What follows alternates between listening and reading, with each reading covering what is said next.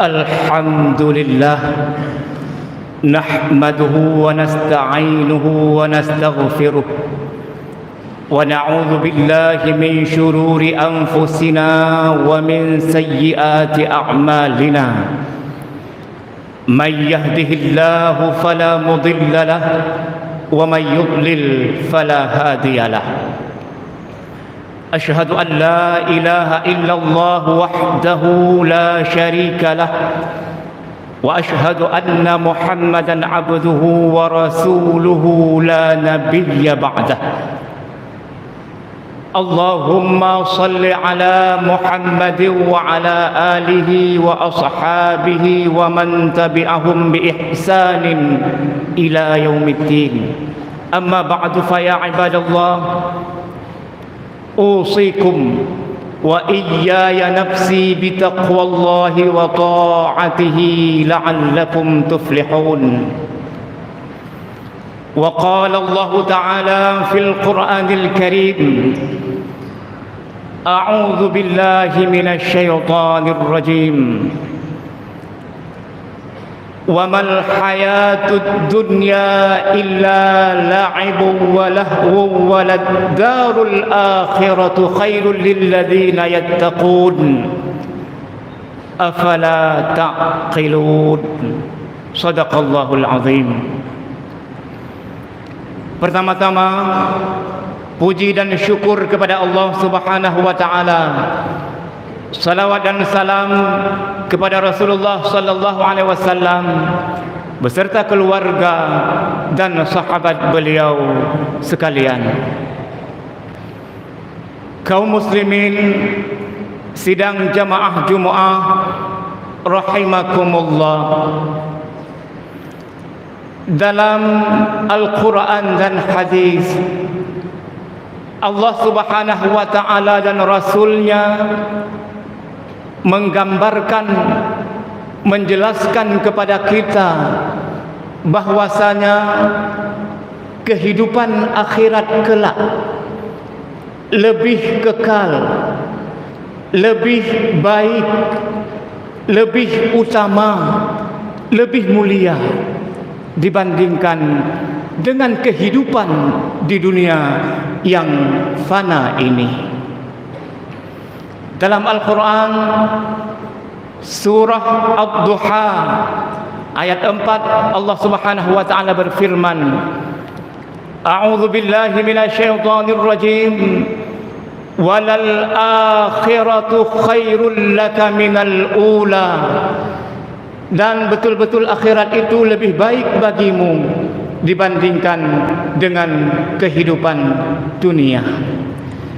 Dalam Al-Quran surah Al-A'la ayat 16 sampai dengan 17 Allah Subhanahu wa taala juga berfirman, wal tu'thirunal hayatad dunya wal akhiratu khairu wa abqa. Akan tetapi engkau lebih memilih untuk kebahagiaan hidup di dunia, padahal akhirat itu lebih baik dan abadi selama-lamanya. Dalam surah Al-An'am ayat 32 Allah Subhanahu wa taala juga menggambarkan kepada kita bagaimana kehidupan di dunia ini merupakan permainan dan senda gurau belaka, dan kehidupan akhirat itu lebih baik bagi orang-orang yang bertakwa. Wa mal hayatud dunya illa la'ibun wa lahu walad darul akhiratu khairul lil ladzina yattaqun afala ta'qilun. Tidaklah kehidupan dunia ini melainkan permainan dan senda gurau belaka. Sungguh kehidupan akhirat itu lebih baik bagi orang-orang yang bertakwa. Tidakkah kalian mengerti? Begitu juga dalam surah Al-Hadid ayat 20 Allah Subhanahu wa taala juga menggambarkan, menjelaskan kepada kita bagaimana kebahagiaan hidup di dunia ini hanyalah kesenangan yang menipu, kesenangan yang pura-pura. Kata Allah, "Wa mal hayatud dunya illa mata'ul ghurur." Tidaklah kesenangan kehidupan di dunia ini melainkan kesenangan yang menipu. Bahkan Rasulullah sallallahu alaihi wasallam mempunyai perhatian khusus terhadap ayat ini ketika beliau membacanya, memberikan suatu nasihat kepada para sahabatnya. Dalam hadis yang diriwayatkan oleh Al-Bukhari, kata Rasulullah, "Mawdi'u sautin fil jannati khairum minad dunya wa ma fiha." Tempat untuk meletakkan cambuk dalam syurga itu lebih baik daripada dunia dan seluruh isinya. Maka Syekh Al-Utsaimin beliau mensyarah hadis itu, yang dimaksud dengan tempat untuk meletakkan cambuk itu lebih kurang itu 1 meter. Jadi bentuknya bagaikan sebuah tongkat. Jadi tempat dalam syurga yang akan kita temui, yang akan kita miliki nantinya, walaupun hanya 1 meter saja, begitu kecilnya, tetapi nilainya, kata Rasulullah SAW, melebihi daripada dunia dan seluruh isinya. Bahkan dalam sebuah hadis yang diriwayatkan oleh Muslim, Rasulullah SAW juga membandingkan bagaimana kebahagiaan hidup di akhirat nanti lebih baik daripada kebahagiaan hidup di dunia yang fana ini. Kata Rasul, "Wallahi mad dunya fil akhirah illa mithlu ma yaj'alu ahadukum isbi'ahu fil yamin falyanzur bima yarji'." Demi Allah, kata Rasul, tidaklah kebahagiaan hidup di dunia ini dibandingkan dengan kebahagiaan di akhirat nanti, melainkan seperti seseorang yang mencelupkan jari jemarinya ke dalam air laut. Falyanzur bima yarji'. Maka lihatlah berapa banyak air laut yang dia bawa, yang lengket dengan jari jemarinya, dan berapa banyak air laut yang masih tinggal. Air laut yang lengket di jari jemari yang dicelupkan ke dalam air laut, itulah perumpamaan kebahagiaan di dunia. Dan air laut yang begitu banyak yang masih tinggal, itulah perumpamaan kebahagiaan kehidupan di akhirat kelak. Marilah kita perhatikan terhadap diri kita sendiri, keluarga kita, dan juga orang-orang di sekeliling kita. Berapa besarkah usaha kita, kemauan kita, semangat kita, keinginan kita untuk meluangkan waktu, kesempatan, tenaga, bahkan harta yang kita miliki untuk kebahagiaan akhirat kita, dibandingkan dengan usaha kita, kemauan kita, semangat kita dalam memperoleh dan mencapai kebahagiaan dunia kita. Allah dan Rasul-Nya begitu banyak menawarkan kebaikan, menawarkan amal saleh, amal-amal ibadah dengan pahala yang berlipat ganda kepada kita. Tetapi masih banyak orang-orang yang belum tersentuh hatinya, belum tersentuh jiwanya, belum tertarik, belum tergerak raganya untuk melakukan kebaikan, untuk melakukan amal saleh dan amal-amal ibadah yang ditawarkan dengan berbagai macam pahala yang berlipat ganda yang diberikan kepada orang-orang yang mau melakukannya. Kita lihat setelah bulan Ramadan berlalu, Rasulullah SAW melalui lisannya yang mulia, beliau mengatakan bahwasanya barang siapa yang berpuasa di bulan Ramadan, kemudian diikuti dengan 6 puasa Syawal, 6 hari puasa Syawal, maka Allah Subhanahu wa taala mencatat puasanya itu bagaikan puasa 1 tahun. Kita lihat dan perhatikan, mungkin masih banyak orang-orang yang belum tertarik, yang belum peduli dan malah tidak mau melaksanakannya.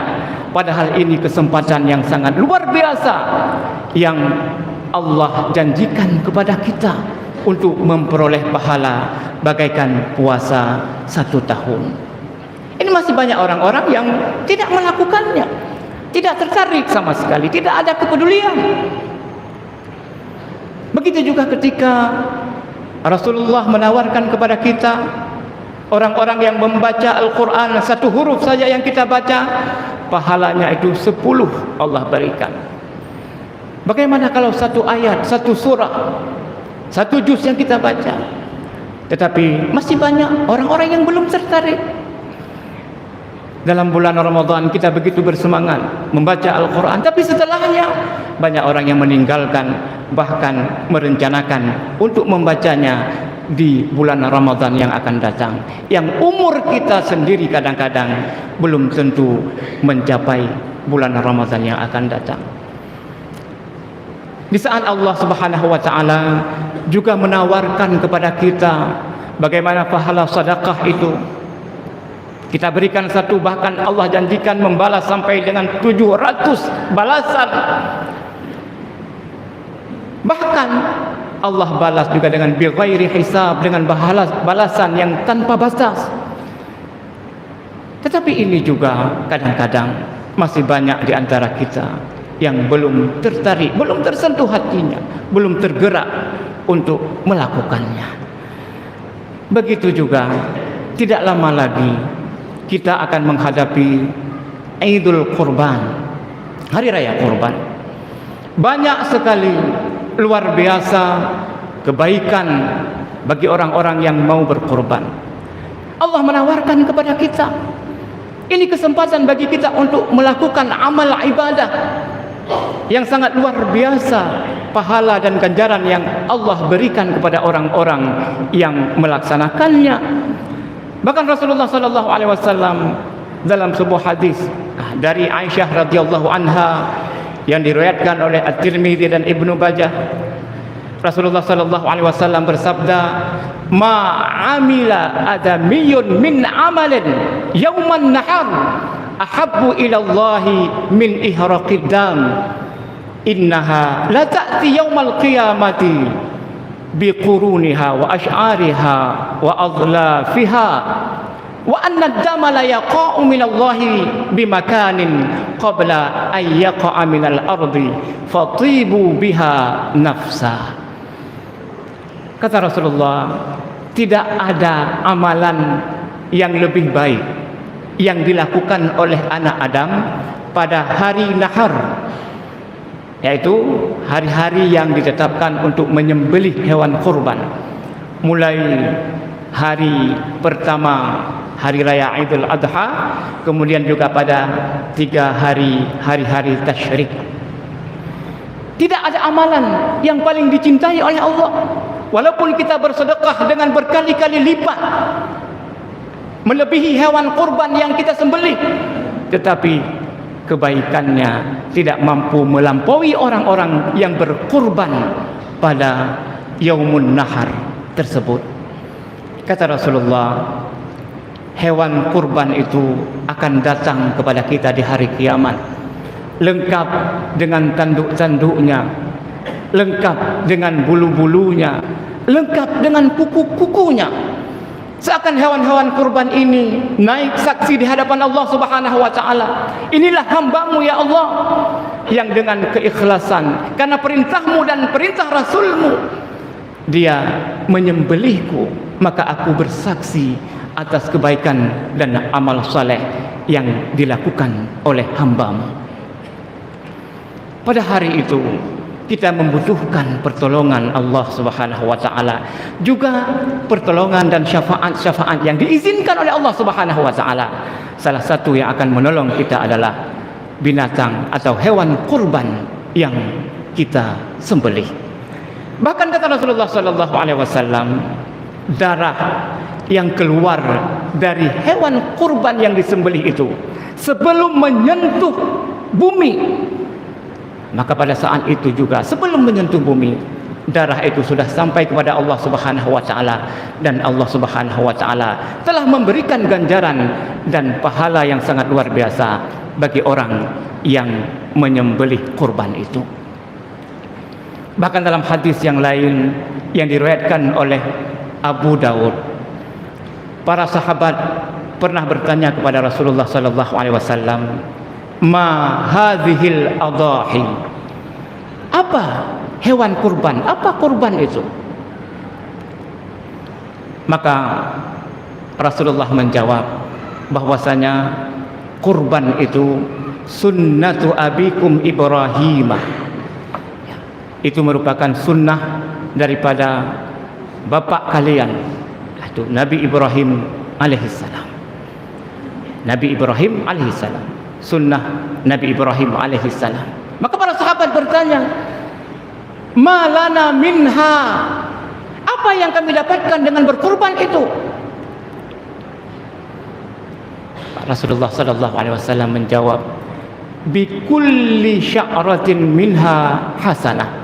Maka setiap bulu daripada binatang kurban itu dicatat oleh Allah Subhanahu wa taala sebagai kebaikan dan kebaikan. Para sahabat kembali bertanya, "Fasufu ya Rasulullah, bagaimana dengan bulu-bulu yang sangat halus wahai Rasulullah?" Rasulullah sallallahu alaihi wasallam menjawab, "Bi kulli sya'ratin minas sufi hasanah." Begitu juga bulu-bulu yang sangat halus sekalipun ada kebaikan-kebaikan yang sangat luar biasa di dalamnya. Begitu luar biasa ganjaran pahala yang Allah tawarkan kepada kita yang mau berkorban.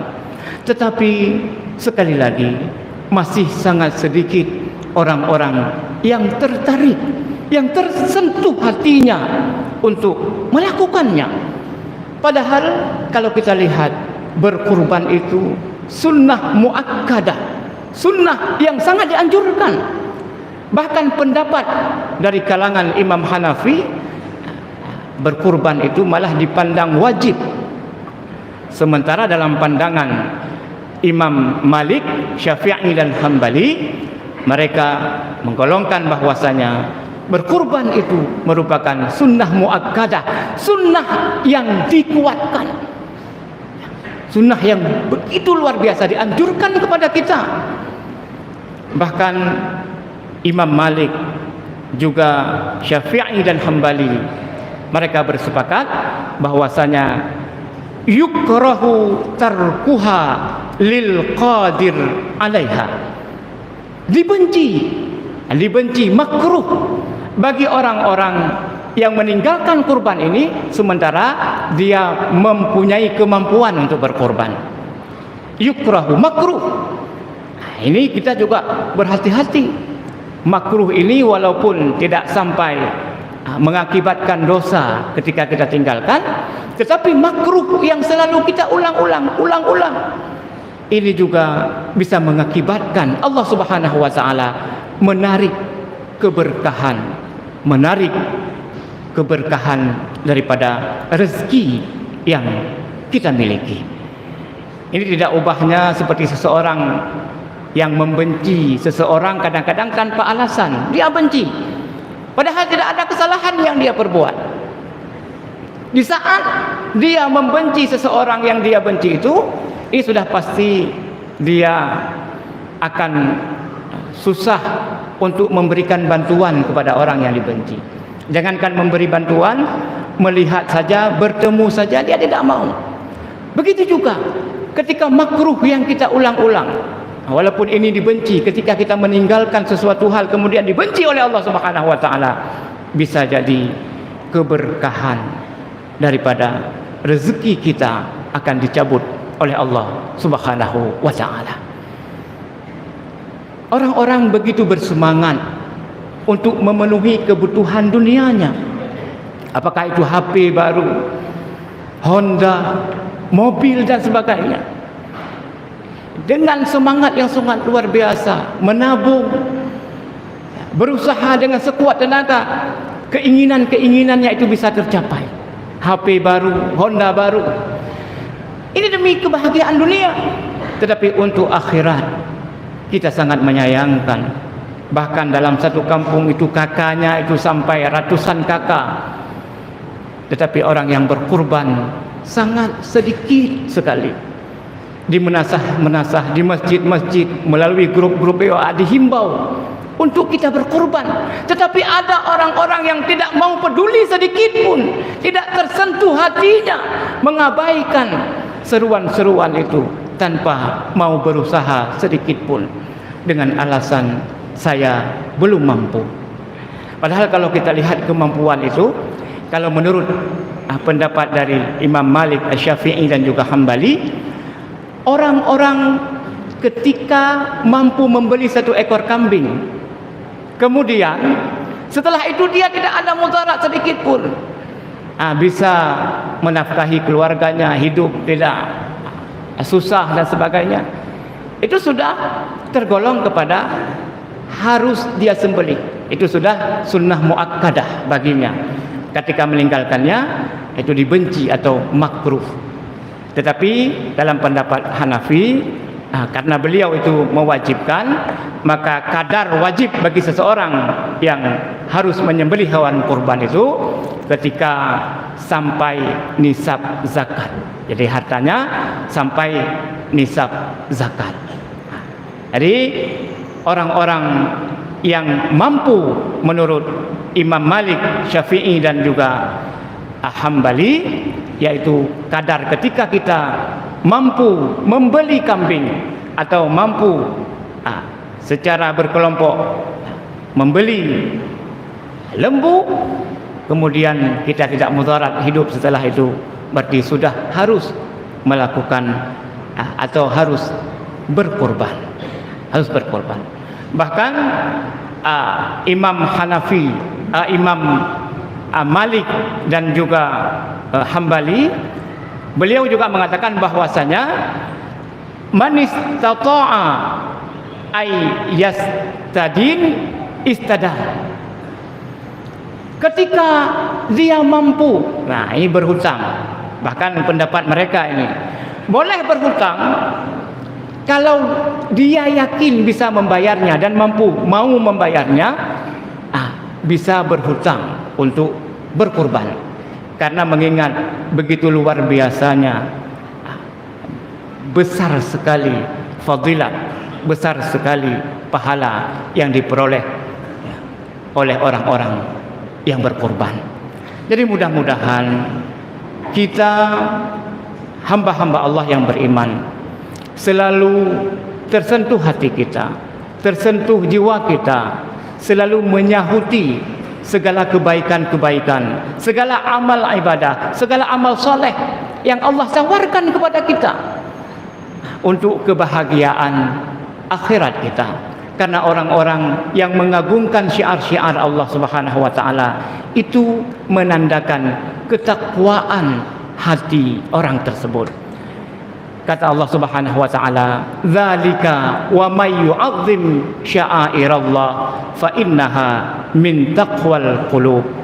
Begitulah perintah-perintah Allah. Siapa saja yang mengagungkan dan membesarkan syiar-syiar Allah, menunjukkan bahwasanya hal itu menunjukkan ketakwaan hati seseorang hamba Allah. Jadi mudah-mudahan pada setiap kesempatan kita selalu menyahuti perintah-perintah Allah Subhanahu wa taala, selalu bersemangat untuk kebahagiaan akhirat kita yang merupakan kebahagiaan yang lebih baik abadi selama-lamanya.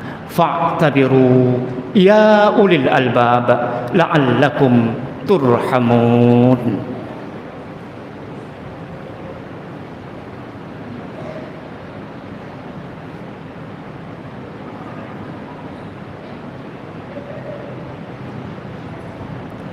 Alhamdulillahilladzi hadana lihadza wa ma kunna linahtadiya laula an hadanallah من يهده الله فلا مضل له ومن يضلل فلا هادي له.